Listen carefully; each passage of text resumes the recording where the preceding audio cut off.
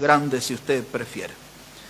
¿Listo? Diciendo, levántate y ve a Nínive, aquella gran ciudad, y pregona contra ella, porque ha subido su maldad delante de mí. Entonces aquí estamos con un hombre que tiene una misión especial, una misión específica, determinada, levantarse e ir a la ciudad de Nínive y predicar la palabra de Dios. Nínive, hermanos, era la capital del imperio de los asirios. Nínive es una ciudad que en el día de hoy está en el territorio de Irak y tiene por nombre Mosul, así se llaman en estos días, Mosul. Y aquí estaba Jonás, con un llamado de Dios para ir a predicar a ese lugar. Muchas veces, hermanos, Dios con nosotros también es específico y nos invita a levantarnos e ir a un lugar o a una persona especial a predicar. Y Dios siempre está esperando una respuesta positiva, pero sus hijos no siempre respondemos positivamente al Señor, como es el caso del hermano Jonás. Y entonces Dios lo que tuvo que hacer con Jonás y lo que hace con nuestras vidas, nos mete en la universidad de las grandes cosas. Una universidad, hermanos, es una institución de enseñanza superior. Eso es una universidad, es una institución de enseñanza superior. No es la salita roja, verde o amarilla del jardín de infante, no es el aula de una escuela primaria ni de un secundario. La universidad, hermanos, es el lugar que es la institución de enseñanza superior. Y si usted nunca fue a la universidad, entonces esta mañana vamos a entrar juntos. Y que Dios nos dé a todos nosotros una enseñanza superior en esta mañana. Y la universidad de las grandes cosas. Y la primera cosa grande que encontramos aquí, mis maestros de homilética dirían, no diga cosas. Pero la primera cosa grande que encontramos aquí es una ciudad que se llama Nínive. Dice, Dios ve a Nínive y dice, aquella gran ciudad. Era una ciudad de muchos habitantes. Estimamos que eran unas 500,000 personas las que vivían en Nínive para los días de Jonás. Era una ciudad con mucha maldad. El olor del pecado había ascendido hasta las narices de Dios. Y por eso Dios dice ahí, porque ha subido su maldad delante de mí. Cuando Dios respiraba el olor pecaminoso de Nínive, llegaba hasta su presencia. Y Dios dice, algo hay que hacer aquí. Voy a enviar mi predicador, voy a enviar mi misionero. Y le dice, esta es la postura correcta, levántate. Dios no usa gente en el confort, en la comodidad. El servir a Dios siempre implica un sacrificio. Servir a Dios siempre implica un esfuerzo. Y cuando usamos ese término, recordamos el diálogo de Dios con Josué, que le dijo, esfuérzate y sé muy valiente. Pablo le dijo a Timoteo, esfuérzate en la gracia. Servir a Dios, hermanos, implica un esfuerzo. Pero el lugar de servicio era reconocido por la maldad y reconocido por los malvados que vivían allí. Gente que tenía su trayectoria pecaminosa, gente que había caído en lo más profundo del pecado. Uno de los reclamos que Dios le hace a la gente de Nínive, en el capítulo 13 dice que ellos se conviertan de sus rapiñas. Así que eran todos ladrones allí.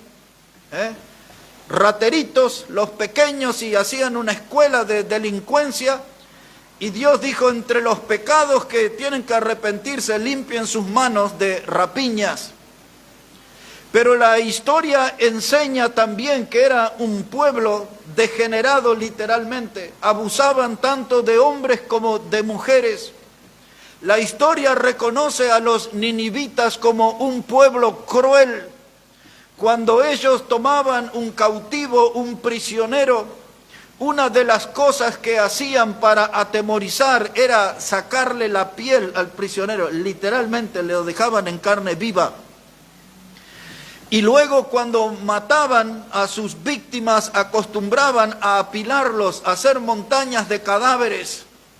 Era una forma de transmitir miedo a los enemigos. Y entre sus historial está muy conocida una práctica que ellos tenían con los prisioneros, se llamaba la muerte de los asirios. Ellos acostumbraban a tomar una persona muerta y lo ponían junto a un poste y tomaban a un prisionero vivo y lo colocaban atado al lado del muerto. Cuando pasaba un par de días, ese muerto estaba despidiendo un olor insoportable y el prisionero estaba al lado. Y luego con el paso de los días, los gusanos comenzaban a aparecer y a irse comiendo el muerto. Y finalmente, después de unos cuantos días, los gusanos del muerto pasaban al vivo y lo terminaban matando. Era una muerte cruel. Solamente lo hacían los asirios a eso. A esa gente tenía que ir a predicarle Jonás. A ese lugar tenía que ir el misionero de Dios, el hombre de Dios. Diríamos nosotros, no la tenía nada fácil. Era un ministerio difícil, pero Dios le habló con claridad y le dijo, levántate y predica. Levántate y ve aquella gran ciudad y pregona. Esa palabra pregonar es predicar. La palabra pregonero que usa la carta de Pedro refiriéndose a Noé, que era un pregonero de justicia, quiere decir que era un predicador de justicia, un predicador de la palabra de Dios. Y nosotros también somos pregoneros y nuestra misión es la misma, levantarnos e ir a lugares que quizás no se llaman Nínive, tienen otro nombre, pero ahí nos está enviando el Señor. El apóstol Pablo le escribió a los Corintios y en la primera carta, en el capítulo 9 y el verso 16, le dijo estas palabras. Me es impuesta necesidad y ay de mí si no predico el evangelio. El que calla el mensaje de salvación, el que calla el mensaje de Dios, hay un castigo. Hay una clase de sufrimiento, por eso dice Pablo, hay un dolor para el que no predica. Y en esta mañana que estamos entrando juntos a la universidad de las grandes cosas, a la universidad que es la institución de enseñanza superior, pues aquí en las páginas de la Biblia tenemos la enseñanza superior para nuestra vida. Y ella nos dice a nosotros, tenemos que predicar el evangelio. El terreno no es fácil, la gente no es fácil. Hay mucha gente similar a los ninivitas que todavía tienen algunas prácticas de los ninivitas, pero igual tenemos que ir y predicar. Ahora nosotros estamos anunciando un aniversario de nuestra iglesia por la gracia de Dios. Según las cuentas y matemáticas de algunos son 7 años, para otros 8 años, como sea, aquí estamos. Y entonces, frente a eso y a la lección de la universidad de Dios, nosotros tenemos que ir, hermano, y agarrar esas agendas viejas que están en algún lugar de nuestra casa juntando polvo y desempolvar esa agenda y ver qué nombres hay ahí, con cuántos dejé de tener de contacto y ver cómo puedo volver a verlos y traerlos para el aniversario. Algunos de ustedes tienen que agarrar el celular y ver ahí toda la lista de gente que tienen en sus contactos y empezar a seleccionar ahí algunos nombres y empezar a orar y llamarlos y traerlos para el aniversario.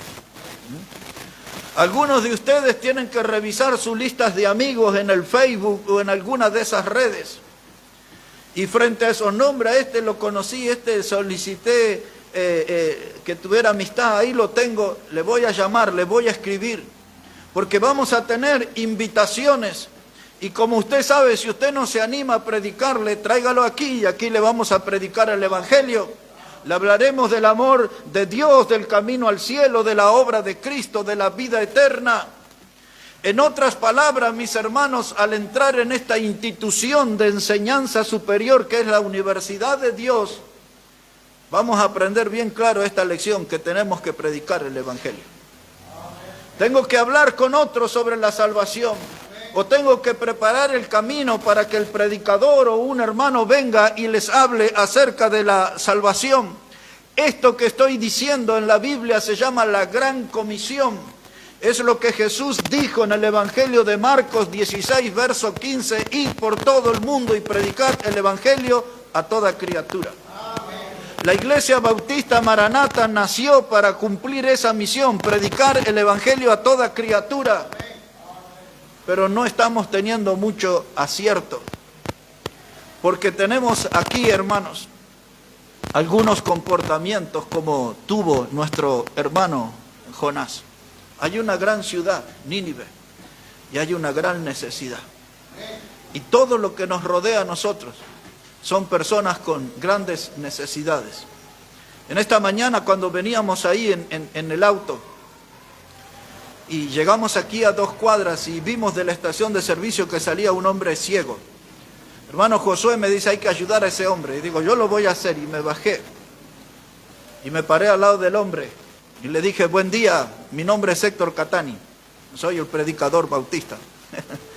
El hombre no veía, estaba con su bastoncito, pero atinó a girar su cabeza. Y le dije, yo le voy a ayudar a cruzar. Espere aquí un momento. ¿Y cómo se llama usted? Y me llamo Christopher. Me dice él, mi nombre es bíblico. Le dije, bueno, es la raíz de una palabra griega que se refería a Cristo, y ya empecé a predicar ahí nomás, mientras esperábamos el cambio de semáforo. Y cruzamos la calle y ya estaba en un lugar seguro, y me dijo, quiero decirle algo, alguien de su iglesia un día me ayudó a cruzar, dice, no sé si se llamaba José o Julio, pero uno me ayudó a cruzar, dice él. Y entonces, en la figura de ese hombre, así está el mundo, necesita que le guiemos a Cristo. Él solamente le guié a cruzar una avenida peligrosa, pero el mundo está, y su gente, en un camino peligroso, y nosotros tenemos que guiarlo a Cristo. Amén. Pararnos al lado de esa gente como lo hizo hoy al lado de este hombre ciego, y guiarles a Cristo. Él es el Señor, Él es el Salvador. Esta es la misión. Si el tiempo me lo permite y estoy aquí lo suficiente, quiero no solamente hablarles de una gran ciudad, quiero hablarles de un gran viento. Esa es la segunda cosa grande que vemos aquí en la Universidad de Dios, que Dios nos quiere enseñar algo sobre un gran viento. Observe ahí, por favor, versículo 4. Jonás, el capítulo 1, versículo 4. Dice la palabra, pero Jehová hizo levantar un gran viento en el mar, y hubo en el mar una tempestad tan grande que se pensó que se partiría la nave. Jonás, hermanos, llamado a predicar a Nínive, fue y tomó una embarcación rumbo a Tarsis. En el mapa esa es la dirección opuesta. Jonás se parece mucho a nosotros o nosotros a él, porque Dios nos manda a una misión y nosotros hacemos lo contrario. Dios nos manda a caminar en una dirección y nosotros vamos al lado contrario. Y entonces cuando nosotros hacemos eso, el resultado es el mismo que Jonás. Nos metemos en problemas. Cuando no hacemos la voluntad de Dios, cuando escuchamos la palabra de Dios, su doctrina, sus principios, y nosotros dejamos que eso se nos escape por el otro oído, entonces, hermanos, nos metemos en problemas en la vida. Nosotros, hermanos, en el mundo hay gente que dicen, este es un comprador compulsivo. Se refiere a personas que quieren comprar todo, desde un auto, una casa, chocolate, todo lo que ven quieren comprar. Pero también, hermanos, hay desobedientes compulsivos. Gente que siempre quiere desobedecer a Dios. Y esas cosas, hermanos, nos meten en problemas. Cuando queremos hacer las cosas como nosotros pensamos, estamos comprando problemas, somos compradores de problemas. La gente joven en la iglesia, los de mediana edad, los mayores, todos hemos tenido este hábito de comprar problemas, cosas que son evitables.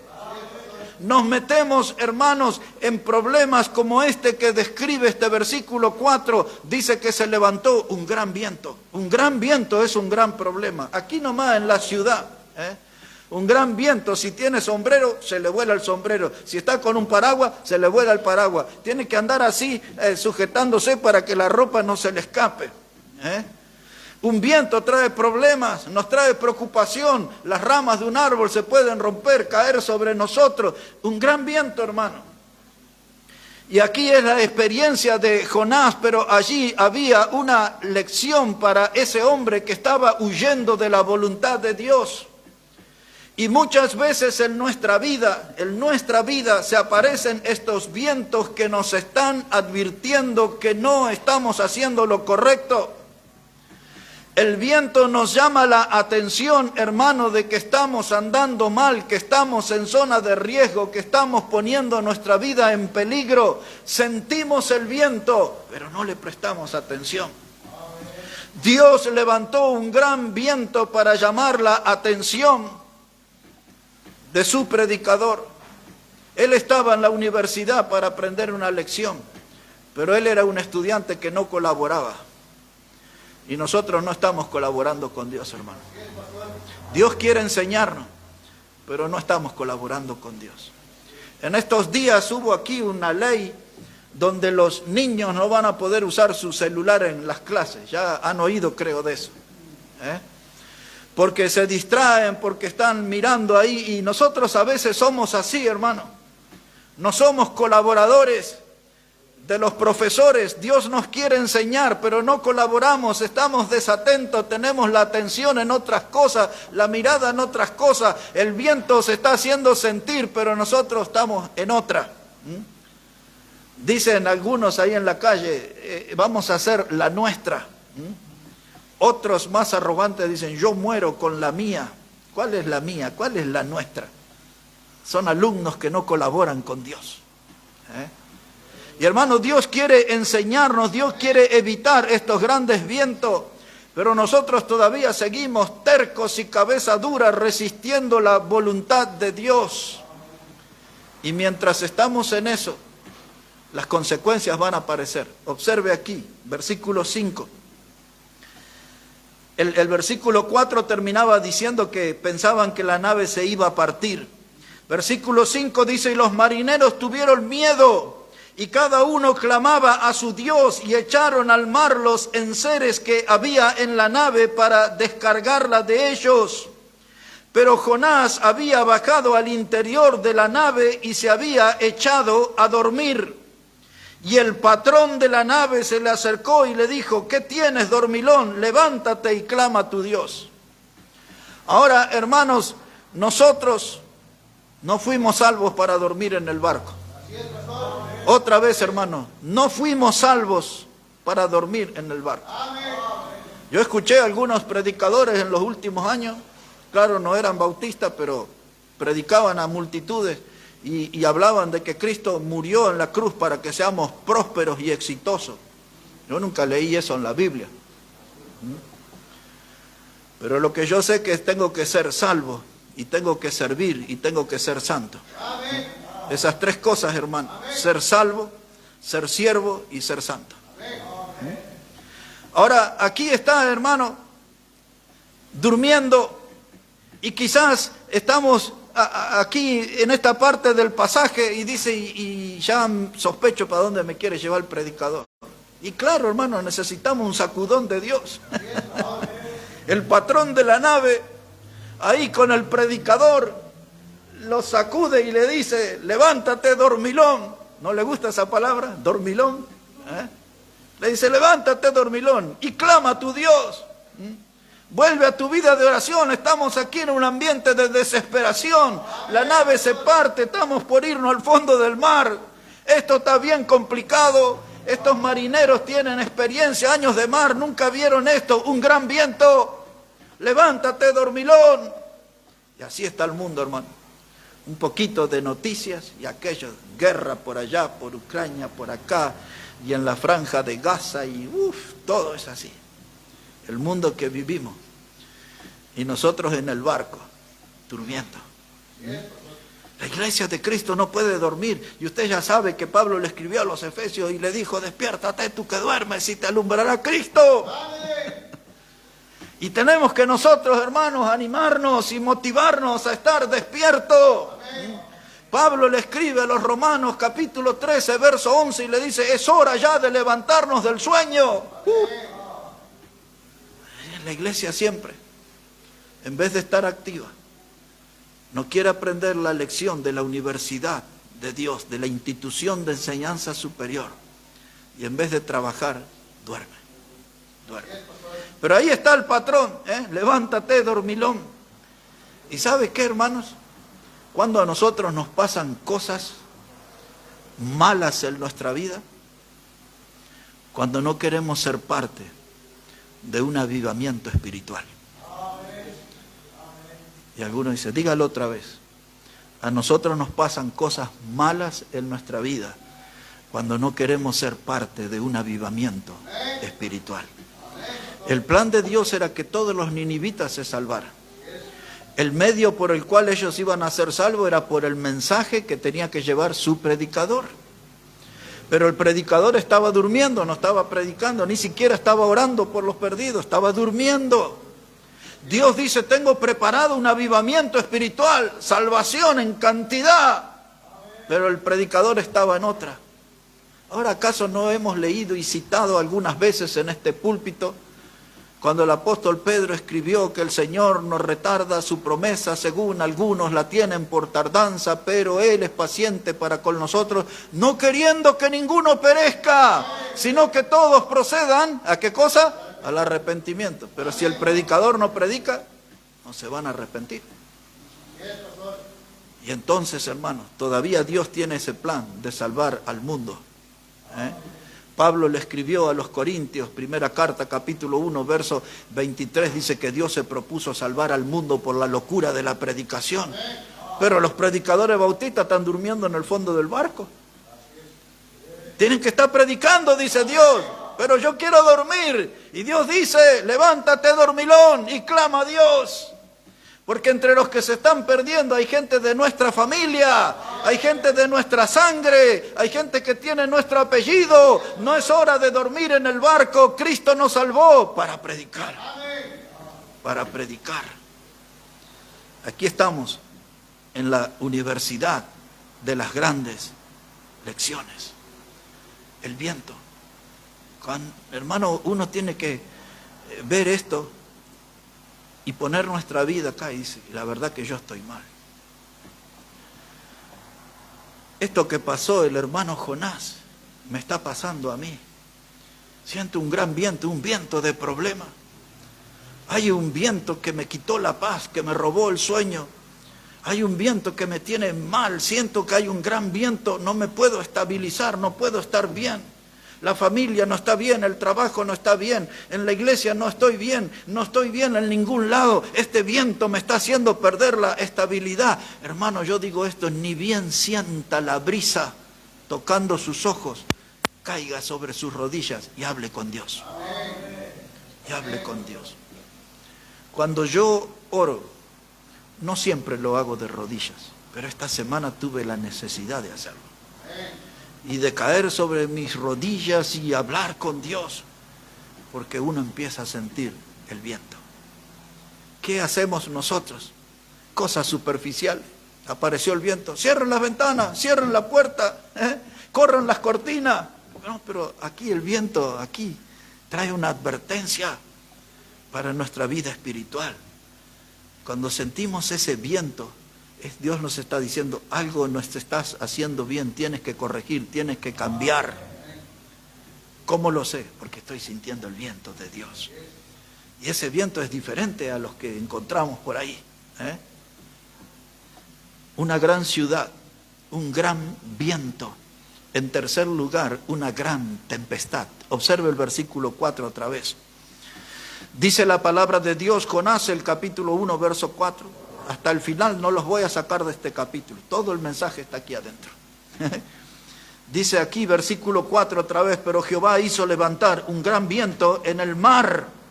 Y hubo en el mar una tempestad tan grande. Ahora el viento cambió, hermanos. Y la Biblia dice que hubo aquí una gran tempestad, una gran ciudad, un gran viento, una gran tempestad. ¿Qué es una tempestad? Es una tormenta marina. Son vientos con fuerzas extraordinarias. No es un viento marino común, es algo casi anormal, una gran tempestad que nos dice que estamos en una zona de riesgo, que nuestra vida está en peligro. Algo hay que hacer en la tempestad. Si me quedo quieto en medio de ella, ella terminará con mi vida. Ahora deme su atención un momento, porque no quiero sacarlos de aquí. Pero usted necesitaría leer Hechos, el capítulo 27, y del versículo 13 en adelante. No lo busque ahora, solo yo le voy a recordar. Dice Hechos 27, verso 13 al 20. Pablo había hablado, iba prisionero a Roma, y él le dijo al patrón de la nave, y a uno que se llamaba Julio, que no era el nuestro, era otro Julio, y le dice, no vamos a salir al mar porque va a ser con riesgo para todos nosotros. Pero entre el patrón y el jefe de la nave dice, no, yo soy el que pongo la plata, el otro, yo soy el que sé de mar, nosotros vamos, ¿qué vamos a escuchar el predicador? Casi nadie escucha a los predicadores. Pero el predicador dijo, no vamos a salir al mar porque va a ser con riesgo. No solo para las vidas, vamos a hacer riesgo material.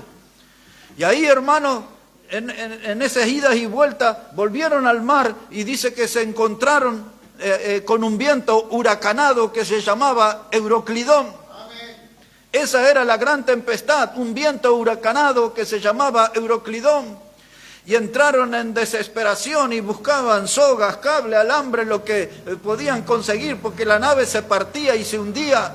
Y Pablo dice, ya habíamos perdido la esperanza de sobrevivir. Estaban en una tempestad, fue algo tremendo. Todo el capítulo 27 de Hechos habla de eso.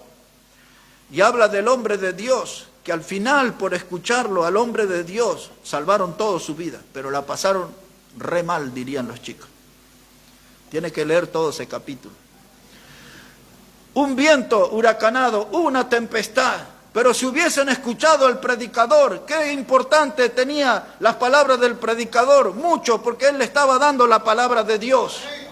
No eran palabras nacidas de su corazón, era un mensaje de Dios, advertencia de Dios. Y en la universidad de las grandes cosas Dios nos advierte, y en las páginas del libro de Jonás Dios tiene muchas advertencias para el día de hoy y para nuestras vidas. Tenga cuidado cuando no quiere predicar en la gran ciudad, porque un gran viento puede aparecer, una gran tempestad puede aparecer. La pregunta que rondaba aquí en esta nave, ¿por qué causa nos ha venido este mal? Observe esto conmigo ahora, versículo 7. Jonás capítulo 1, versículo 7. Dice, y dijeron cada uno a su compañero, venid y echemos suertes para que sepamos por causa de quién nos ha venido este mal. Y echaron suertes y la suerte cayó sobre Jonás. Ahora, esta era la inquietud, hermanos. Tenemos que saber por causa de quién nos ha venido este mal. No tengo trabajo. Y la economía está difícil. ¿Es ese el tema del problema? Porque hay otros que tienen trabajo y también la economía está difícil para ellos. Viven en la misma tierra, bajo el mismo cielo que nosotros, pero a esos les va bien y a nosotros no. ¿Y por qué causa me ha venido este mal? Que no tengo trabajo, que no tengo ingresos. Tengo problemas en mi casa. dentro de las 4 paredes y debajo del techo, aquello parece una sucursal del infierno. Cada día es un sálvese quien pueda en mi casa. ¿Por qué hay tantos problemas en mi casa? ¿Por qué causa me ha venido este mal? Es que toda la familia, desde el origen de la historia, hubo desencuentro entre los humanos. No, no es tan así. Hay una causa. Es que yo la estoy ocultando, es que ya la estoy evadiendo. Yo me estoy escapando. Pero la pregunta está ahí, ¿por qué causa ha venido este mal? Y en la iglesia, ¿por qué no tenemos esta iglesia llena? ¿Por qué causa nos ha venido este mal?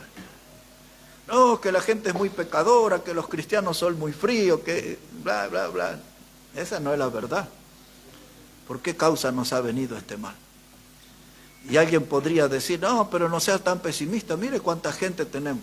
Pero ¿podríamos tener mucho más? Claro que sí. ¿Cuál es el plan de Dios en el Evangelio? Que se llene mi casa. ¿Está su casa llena? No lo está. ¿Por qué causa ha venido este mal? Porque Dios quiere una cosa y nuestra realidad es otra. Dios dice que se llene mi casa. Pero no podemos hacerlo. ¿Por qué causa nos ha venido este mal? Y entonces, ¿se dieron cuenta cómo fuimos paso a paso entrando en la universidad de Dios? En la universidad de las grandes cosas. En esa institución de enseñanza superior. Porque Dios quiere hablarnos en esta mañana desde la universidad. Una enseñanza inmejorable, una enseñanza superior. No es una enseñanza mía, es lo que nos enseña las páginas de la palabra de Dios. Y aún en el hogar, en el trabajo, en la iglesia, cuando las cosas no van bien, están mal y nos damos cuenta de eso, se respira aquel ambiente de la última cena, cuando el Señor dijo, alguien me va a entregar, hay un traidor entre nosotros, y todos se miraban, ¿seré yo? ¿Seré yo? ¿Seré yo? Y yo no sé, pero pregúntese hoy. Cuando esté en su casa y todos estos líos que tenemos, y estos, ¿seré yo? Y el trabajo no funciona, aquí no entra mercadería, no entra plata, no entra, ¿seré yo? La iglesia no está llena, ¿seré yo? Porque detrás de esa pregunta hay una respuesta, y en la respuesta se encuentra quién es el traidor. ¿Dónde está el error? Y ahora si descubrimos el traidor, ¿y qué ganamos con eso? Hay que trabajar para que se vuelva fiel, que haga las cosas como debe hacer, porque si no, empiezan a suceder las cosas como Jonás, un gran viento, una gran tempestad, y si volamos a los días del hijo pródigo, un gran chiquero, inmundo. Esas cosas se esperan cuando alguien no quiere hacer la voluntad de Dios. Pero nos reacomodamos en la vida y decimos, bueno, yo sé que estoy en la cuerda floja, pero voy a ver cómo me acomodo. Dicen los mexicanos, ya vamos a ver cómo la hago. Y usted se acomoda y empieza a estudiar la cuerda ahí. ¿Dónde me puedo caer? Y acuerda su niñez de los circos y el equilibrista en el alambre ahí, con una barra ahí de... Y así anda usted por la vida. Camina por la cornisa. ¿Cómo se los voy a explicar? Anda en el filo de la navaja, cuidado que se va a cortar. Cuidado que se va a caer, porque el equilibrista, hermano, no tiene red abajo, y cuando se cae, después de los aplausos, viene el velorio y el entierro. Se confió, pero mire, ese hombre toda la vida andaba en el alambre, se cayó. Yo recuerdo, era como el año 1984, un domingo compré el diario, miro allí y hablaba de un circo en Neuquén, en el sur de Argentina, y el hombre tenía como 15 años ahí trabajando con los leones, pero algo pasó ese día y el león se lo comió en la función. Y la pregunta, ¿y qué pasó? ¿Qué falló? Porque siempre andaba con los leones, eran buenos amigos, algo pasó ese día.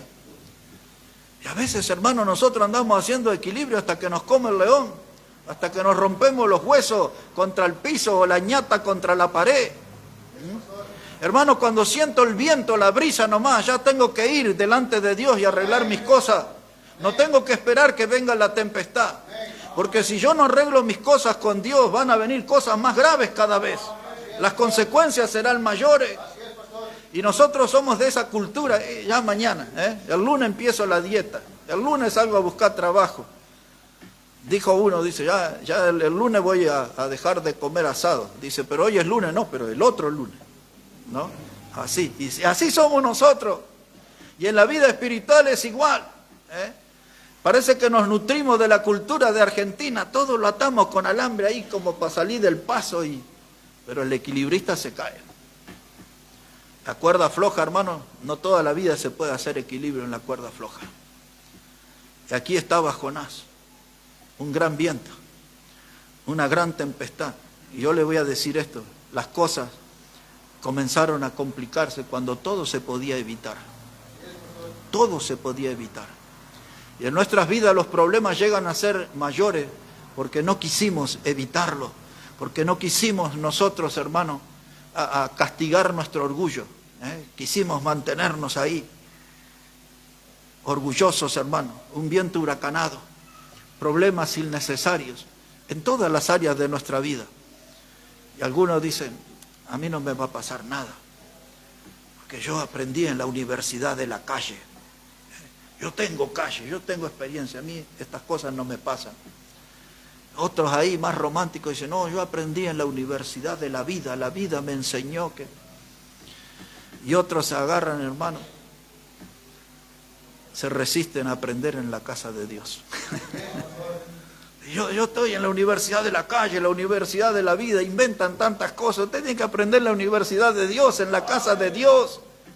Cuando es Dios que nos habla por su palabra, ahí yo tengo que agarrar todo eso y no soltar más. Por eso dice Proverbios 23, compra la verdad y no la vendas.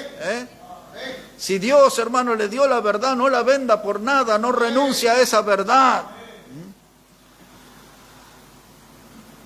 Voy a terminar porque ya creo que los torturé esta mañana. Una gran ciudad,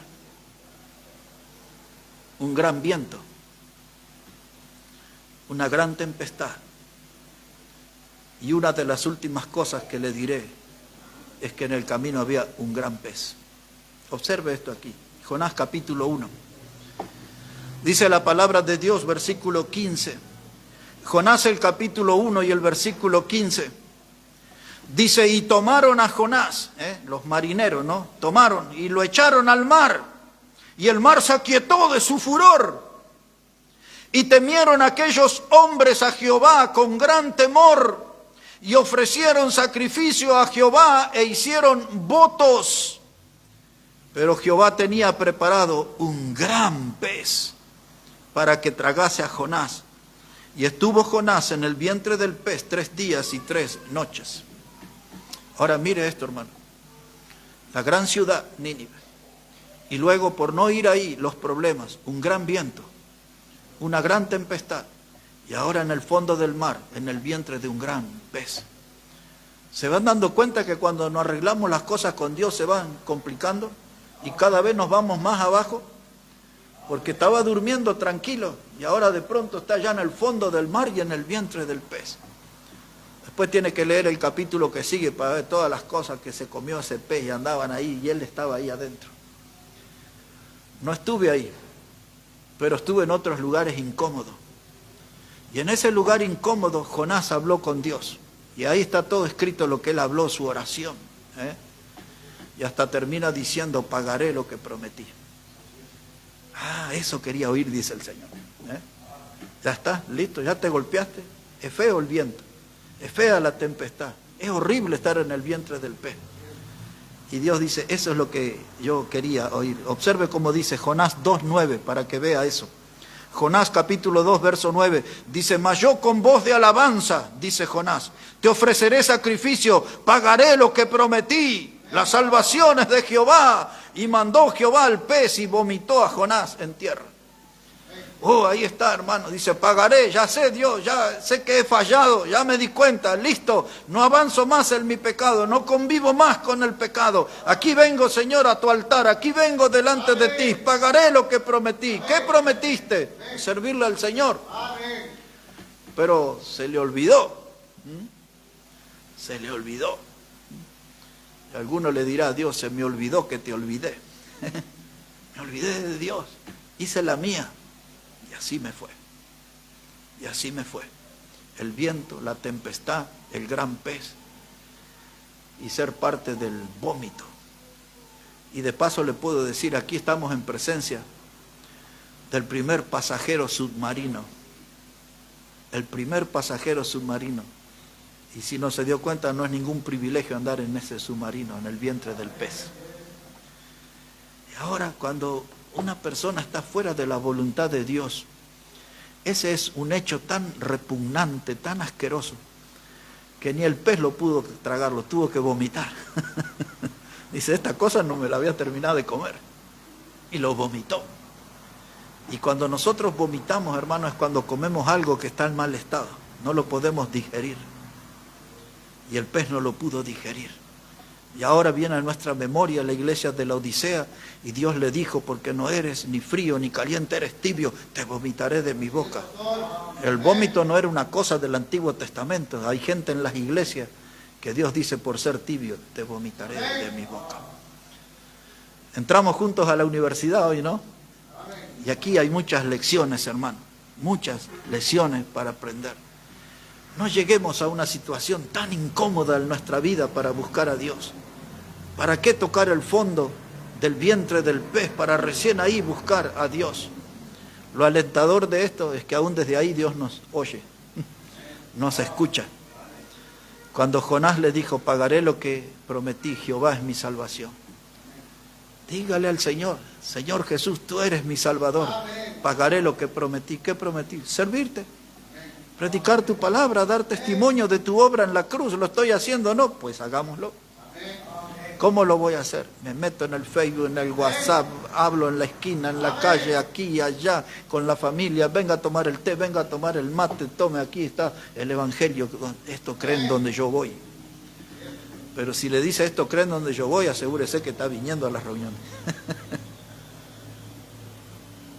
Y algo que no está en el capítulo 1, pero sí está en Jonás, y así lo vamos a terminar. Le quiero hablar de un Dios que es grande en misericordia. Una gran ciudad, un gran viento, una gran tempestad, un gran pez, un Dios que es grande en misericordia. Capítulo 4, verso 1 y 2, y ahí vamos a terminar. Jonás, el capítulo 4, versículo 1.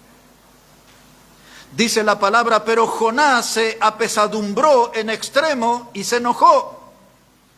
Y oró a Jehová y dijo, ahora, oh Jehová, ¿no es esto lo que yo decía estando aún en mi tierra? Por eso me apresuré a huir a Tarsis, porque sabía yo que tú eres Dios clemente y piadoso, tardo en enojarte, y ponga atención, y de grande misericordia. Wow, un Dios de gran misericordia. Y volvemos al principio. Los ninivitas degenerados, inmorales, los ninivitas ladrones, rateros, los ninivitas torturadores, asesinos. La historia más oscura sobre esa gente. Y Dios dice, yo les voy a demostrar que soy grande en misericordia. El predicador, después del vómito, supo que tenía 40 días para predicar. Poco tiempo, ¿verdad? Y empezó a caminar y a caminar y a predicar y a predicar y a predicar y a predicar. Y Dios le mostró qué es lo que él quería, un avivamiento espiritual.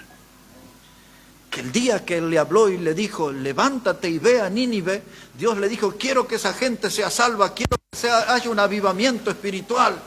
Que la gente venga arrepentida de sus pecados, que tengan a Dios como el Salvador de sus vidas. Y tú eres el predicador, tú eres el mensajero. Y ahora Jonás está hablando con Dios. Y quiero que note eso, porque varias veces aparecen en este capítulo. Se enojó, después más adelante se enojó con una calamidad. Era leche hervida, ¿no? Cualquier cosita. Power on. Connected. Tenía un mal carácter. Estaba enojado con Dios.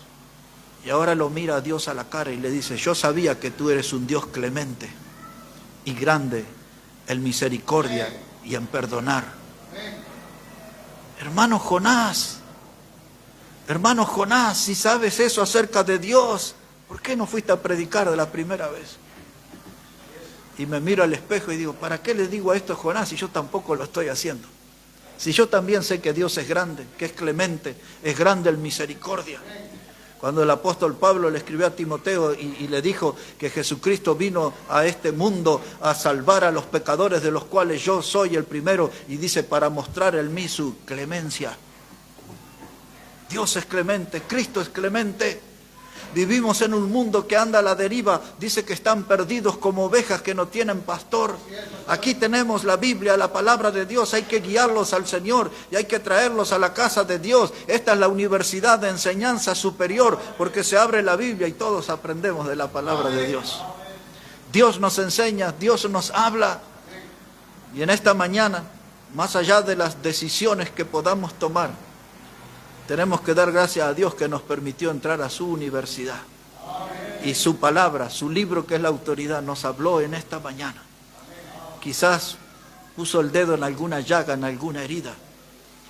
Quizás puso el dedo en algo que estamos demorando en solucionar.